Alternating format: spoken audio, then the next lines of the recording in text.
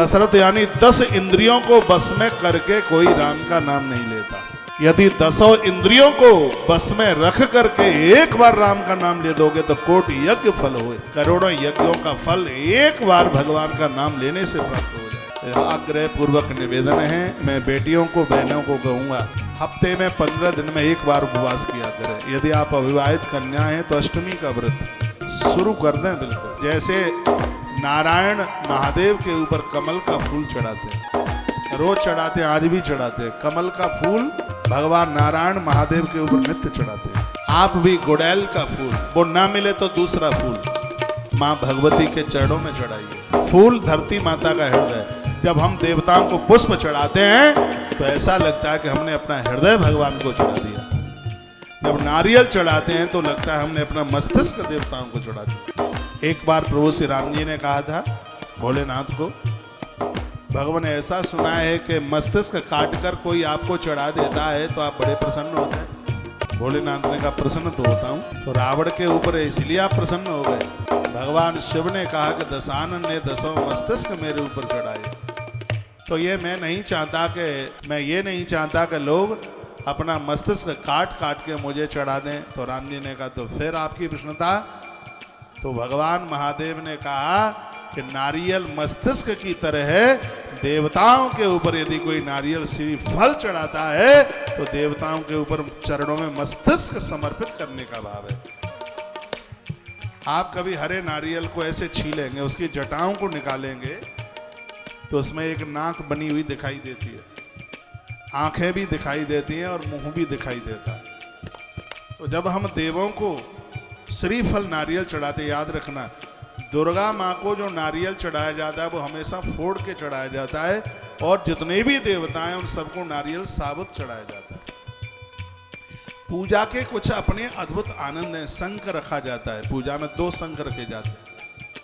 एक बजाने वाला शंख रखा जाता है और एक भगवान को नहलाने वाला शंख रखा जाता है।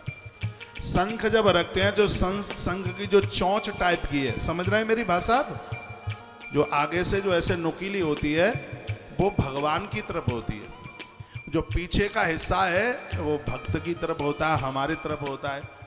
याद रखना जो बजाने वाला शंख है वो पट्ट रखा जाता है, यानी जिसके अंदर जो खाली जगह है वो नीचे होती है, उसकी पीठ ऊपर होती है। मैं ऐसा कह दूं, जो बजाने वाला शंख है उसका पेट नीचे होता है और पीठ ऊपर होती है। लेकिन जो शंख भगवान को नहलाने वाला है उसका पेट ऊपर होता है, पीठ नीचे होती है। जो नहलाने वाला शंख है उसमें 24 घंटे उसको पानी भर के रखा जाता है।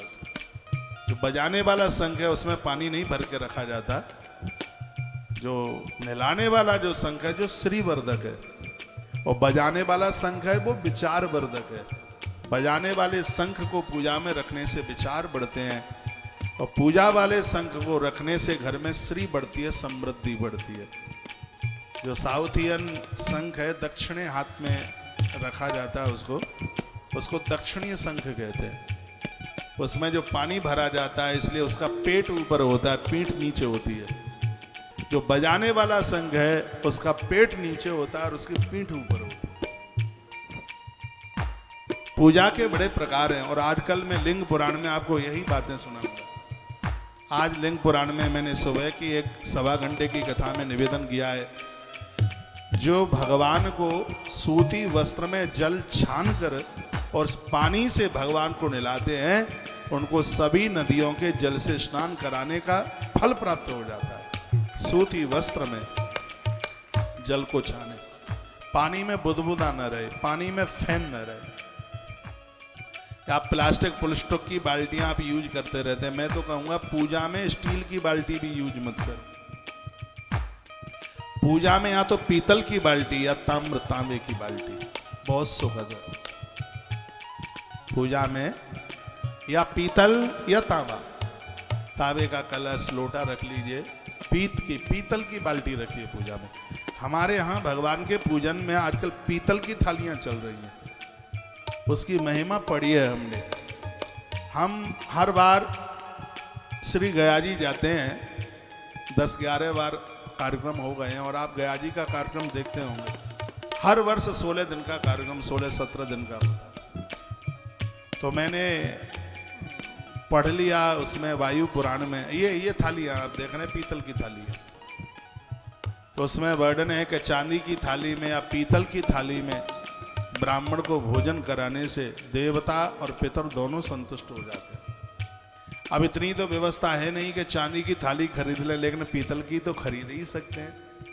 पीतल की थाली में ब्राह्मण को भोजन कराया जावे तो उससे देव और पितृ दोनों ही तृप्त हो जाते हैं। पूजा में हमने भी अष्ट धातु की कुछ चांदी की बर्तन भगवान के बनवाए हैं, चांदी के बहुत पात्र बनवाए, कटोरियाँ, थालियाँ, चम्मच, सब बहुत कुछ है। तो आप कहोगे आप तो बनवा सकते हैं, ऐसा नहीं है कि हम नहीं बनवा सकते, हम ही बनवा सकते हैं, आप नहीं बनवा सकते। हमसे ज़्यादा ये सब कुछ आप कर सकते हैं यदि करेंगे।